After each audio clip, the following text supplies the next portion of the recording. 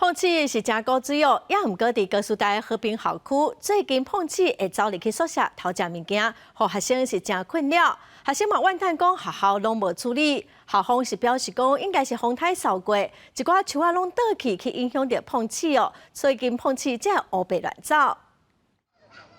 高雄师范大学和平校区学校内底不时会看到碰瓷四界咧走，不过最近就拄学校的学生讲，碰瓷定定拢会走来宿舍，秘伫咧厨仔内底，佮偷食因的饼，报学校也拢无要处理。就是在那个什么上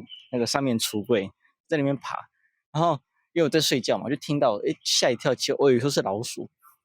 结果我爬起来看的时候，以为是松鼠。但就是不要互相干扰，不要吵到他们，这样就好了。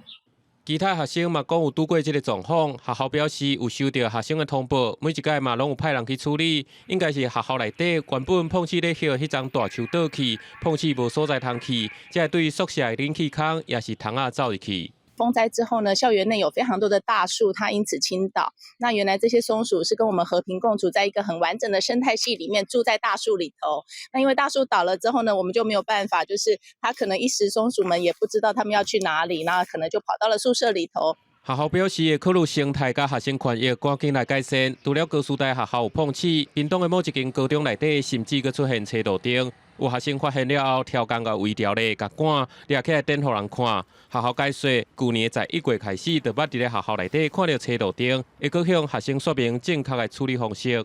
我们会宣导，对，因为还是要跟同学让他们知道怎么去正确的去处理这样的状况。 户外住家或是校园内看到日月溪，在手边呢没有就是绳索